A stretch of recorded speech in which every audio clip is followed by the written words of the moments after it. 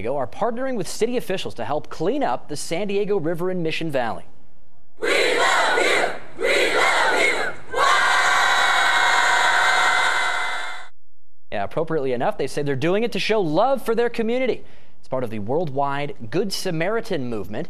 This morning, volunteers spent about 3 hours removing and shearing an invasive plant called arundo that surrounds the river. And that plant drains the river of its nutrients and heightens the risk of flooding and fires. The aggressive plant constantly grows back, so the cleanup process is ongoing, but volunteers say they hope their efforts today will keep the river clean for a while. Thank you, Dagmar. Well, this morning, hundreds of San Diegans got up early to give one area some much-needed TLC. We love you! We love you! Members of the World Mission Society Church of God hosted an environmental cleanup in Mission Valley. The church partnered with the city of San Diego for today's event. More than 400 volunteers came out to help clean up the San Diego riverbed. There is actually many giant reeds that have taken over the area, and they take the nutrients in the water away from what naturally lives here. So we're hoping through our efforts we can actually help restore the natural habitat.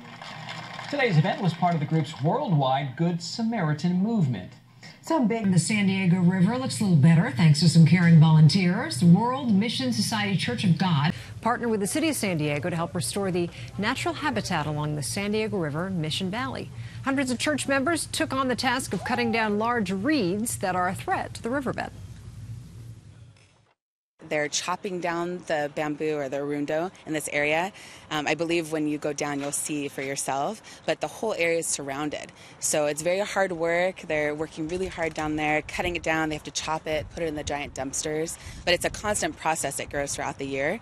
And as I mentioned, it steals all the nutrients from the existing plant life. So it's really important to clear that out. And the reeds do grow throughout the year, so this is a process that needs to be done over and over again. Today, hundreds of